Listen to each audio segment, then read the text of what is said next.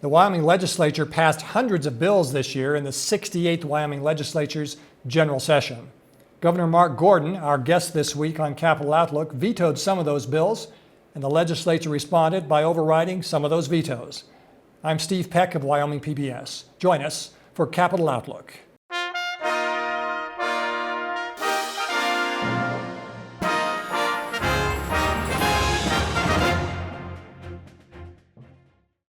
Programming on Wyoming PBS is brought to you in part by Wyoming Humanities, enhancing the Wyoming narrative to engage communities with grants and programs across Wyoming for more than 50 years. We proudly support Wyoming PBS. Governor Gordon, thanks for being with us on Capitol Outlook. You've sort of bookended our season. You were with us here right before the session started. We were over at the old governor's mansion that day, and here we are on what's scheduled to be the final day of the session. You never can quite tell. What's your sense of how things have gone from a close seat from the outside looking in? Yeah, well, Steve, thanks. You know, it's been a fairly tumultuous session in a lot of ways. Which we kind of thought it might be. Yeah. You'll remember when I opened, I said from the budgetary standpoint, extraordinary emergency, items that are unanticipated, like inflation, were the things that really needed to be solved. I made a recommendation about a fire budget and also a restoration fund. That got pretty well dismantled. And then, ultimately that budget discussion kind of fell apart towards the end. So I think that speaks a little bit to lack of experience to some degree, perhaps a lack of sort of the sense of urgency about some of these things. We're about to come into spring.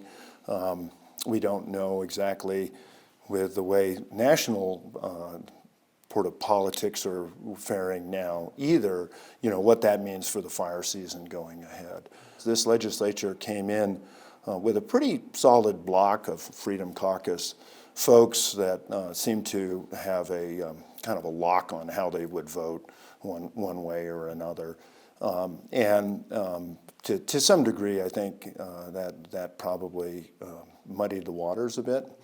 Not clear that people were paying as much attention to their constituents. They all felt like they had a mandate here. They talked a lot about that.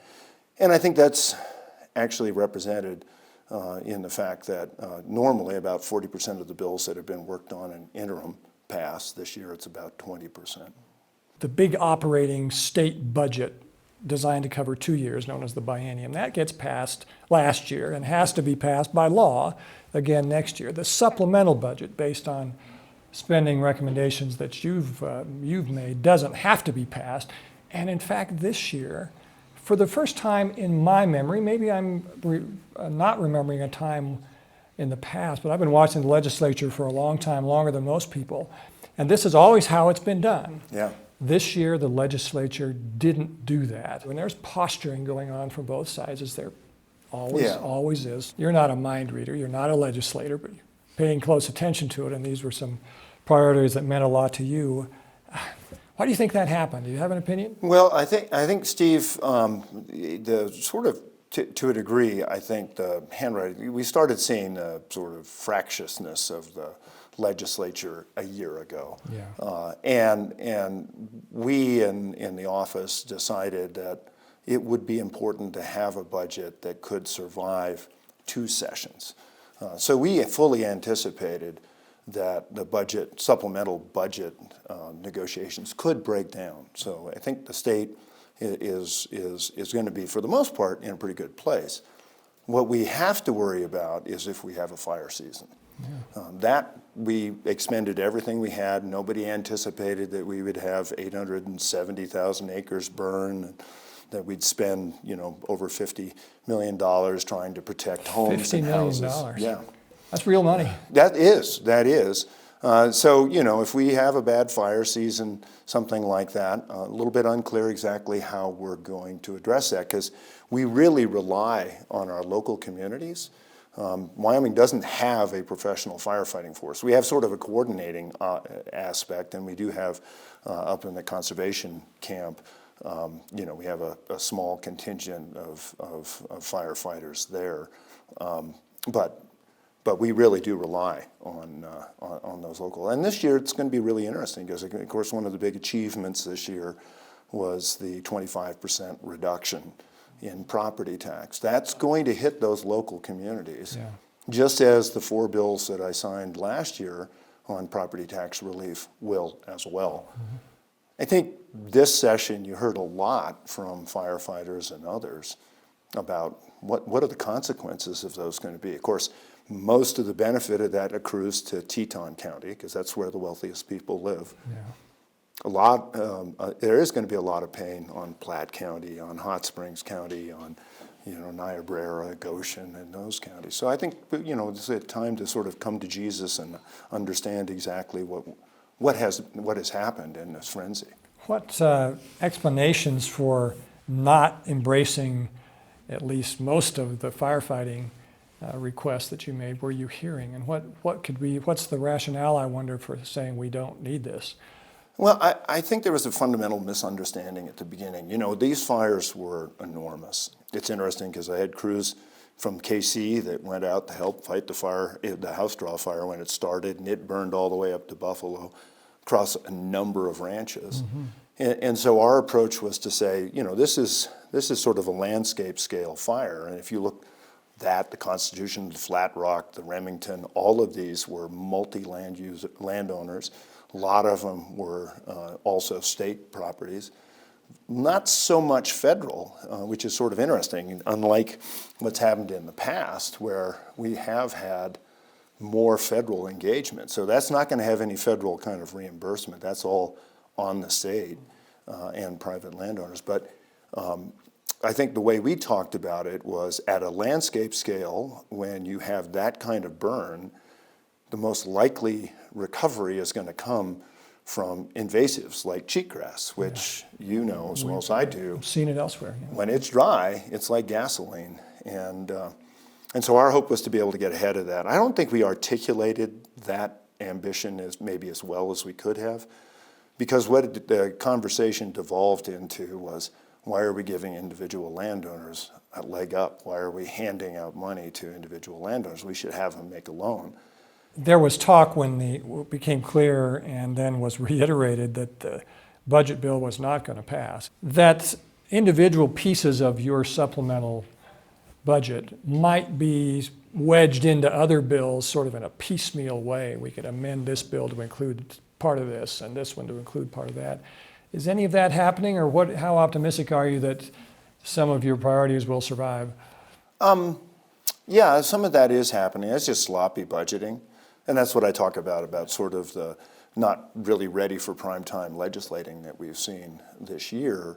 And it is, I think it's unfortunate because when we look at all the property tax exemptions that's happened, for example, I don't think we have a sense of what the cumulative impact is going to be. You mentioned that not quite so many, or not so many bills passed this year as typically do, but still, a lot have. You've done a lot of bill signing. Oh, yeah. When you get a bill, you have several options, and one of them is to have a signing ceremony with something that you feel strongly about, feel has been a real accomplishment, make a little statement at the time.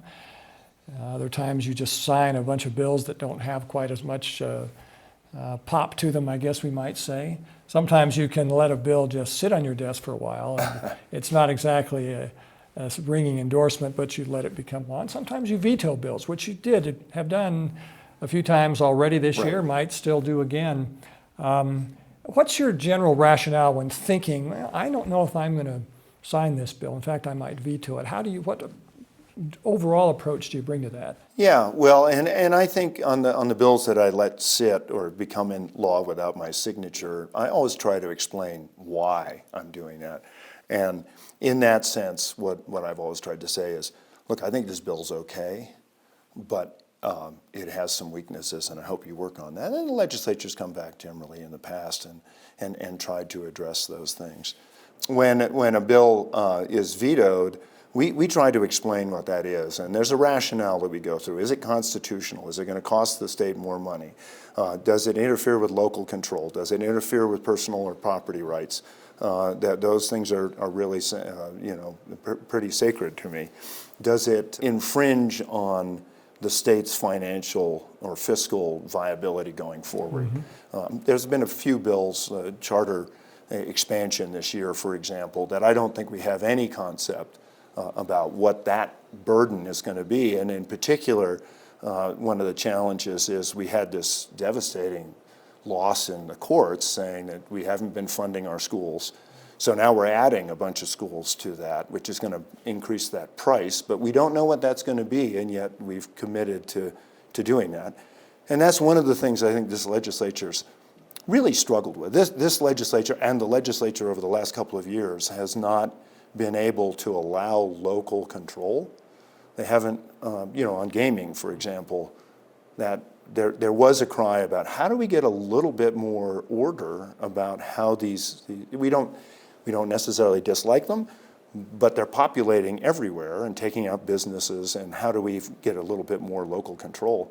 And that's a little bit what I think they've done with the charter schools as well. Yeah, I remember when Governor Meade was first running, he came to our newspaper office at the time and I interviewed him. And one of the things I said to him was something that, based on just on my experience, the way you in Cheyenne talk about Washington, that's the way a lot of people in Washakie County feel about Cheyenne too. That the same sort of heavy-handedness, that label and that suspicion can be applied to state government. I've had the theory for some time that the higher you get in elected office, the more you sort of presume that you know what everybody wants or needs, which is, I think, the big disease in Washington. I got elected, I must be an expert. Yeah. Right, and it is, no one's immune from it. I think that's what we see in DC. I think that's what we see here at the legislature. I think the most stunning example of that was the realignment of gun-free zones.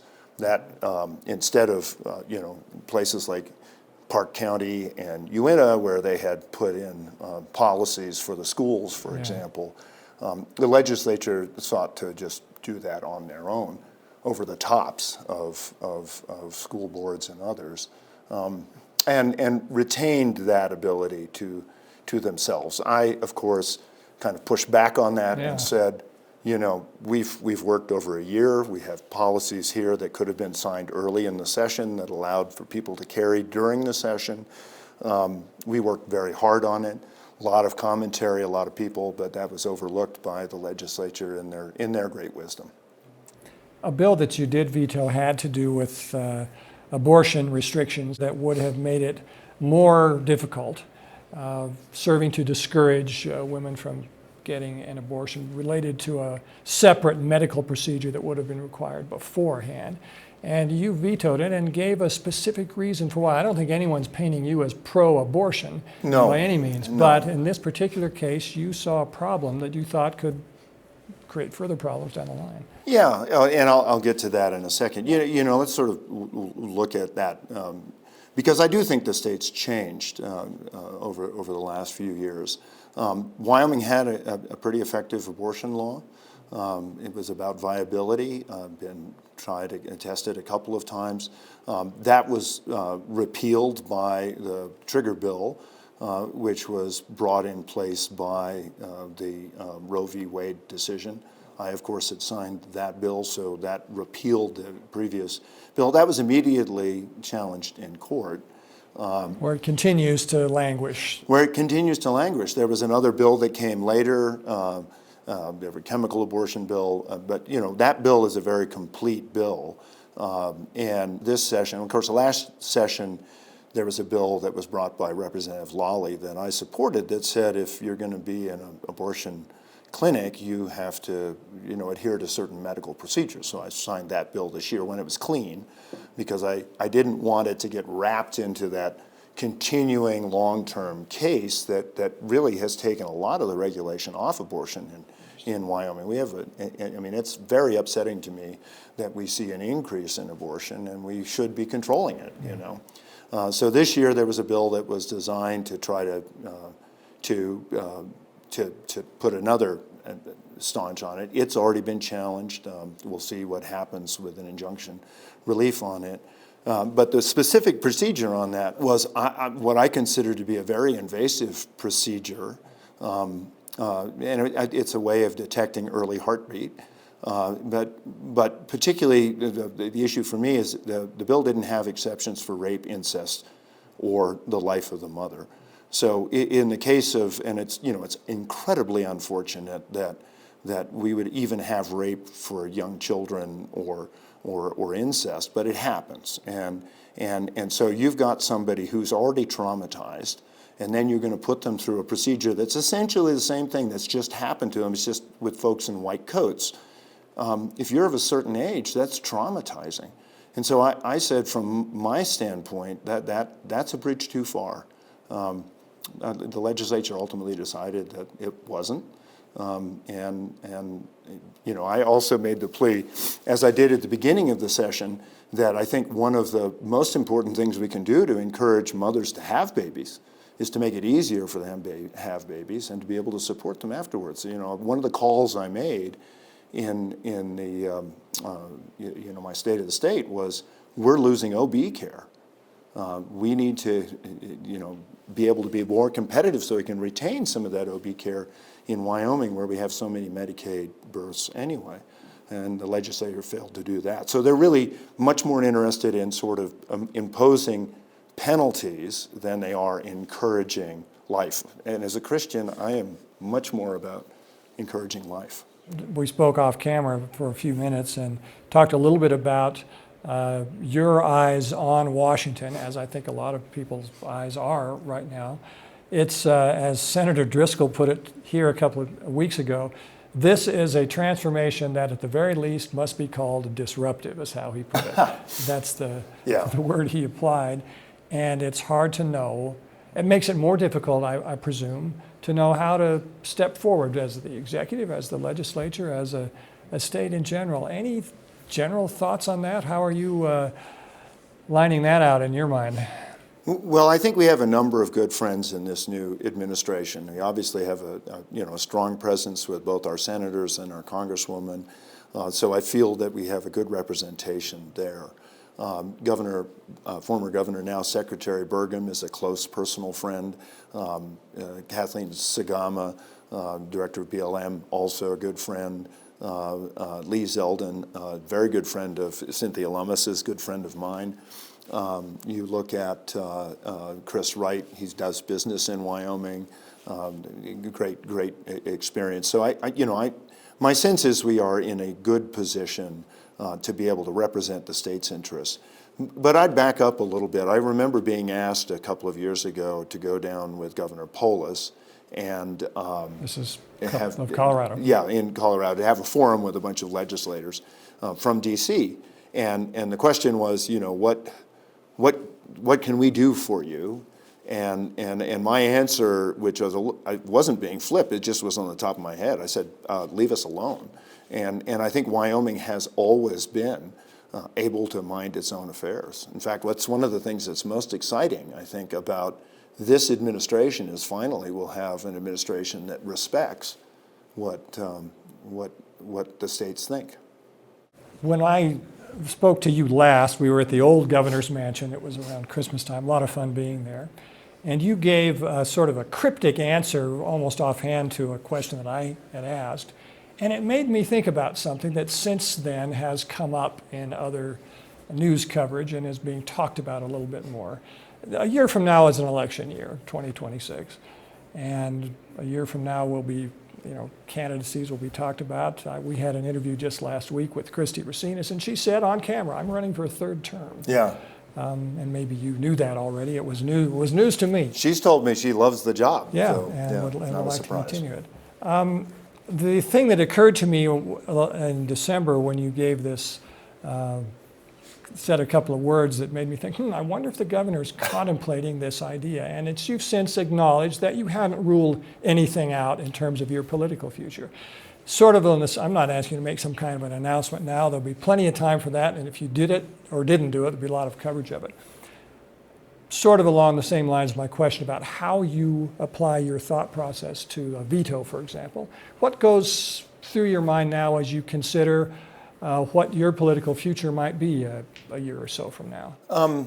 Well, Steve sort of put that in reference to when I ran for governor. I really did not want the office. I felt that I was doing important work as treasurer.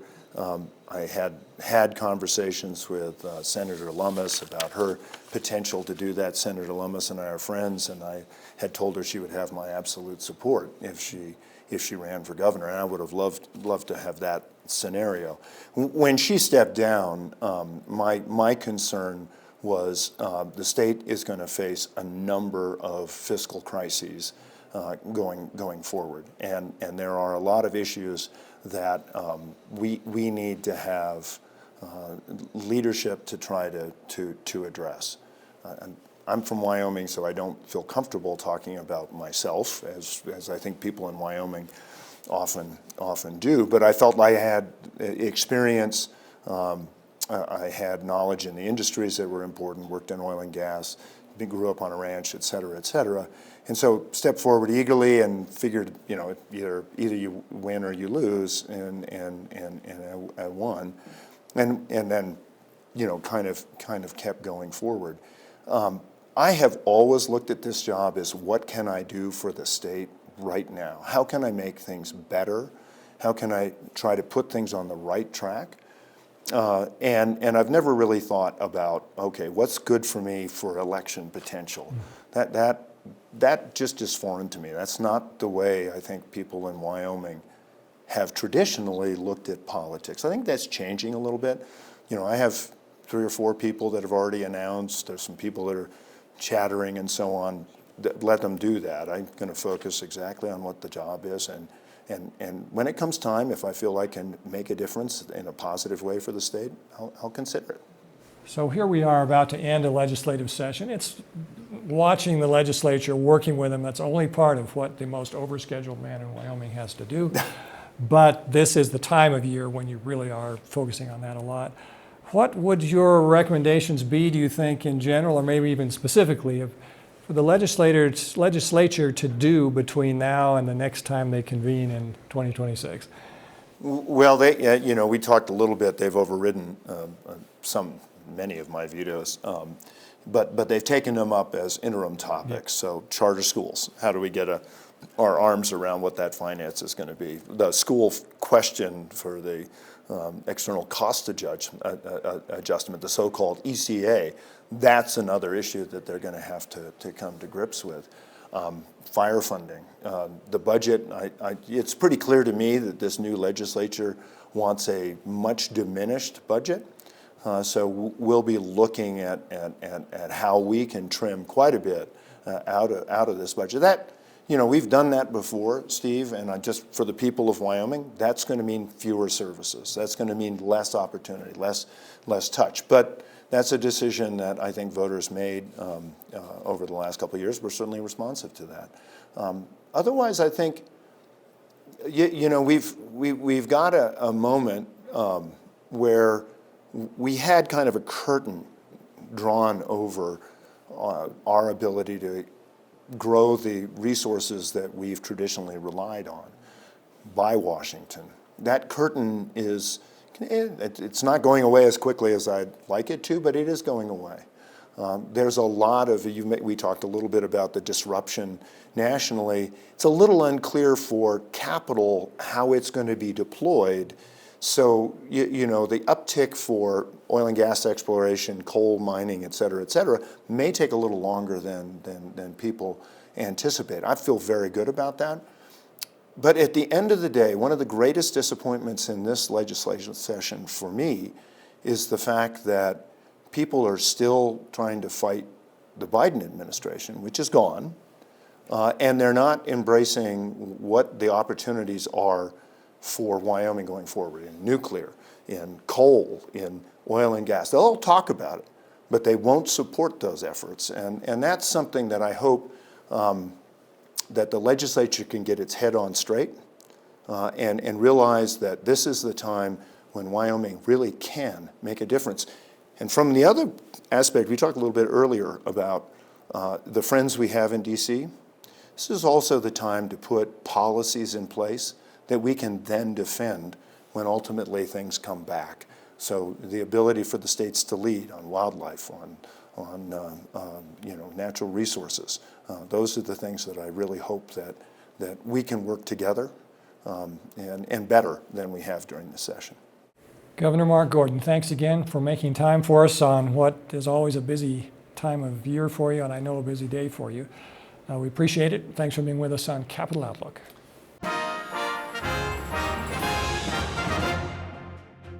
This was our final installment of Capital Outlook for the year, corresponding as usual with the conclusion of the Wyoming legislative session.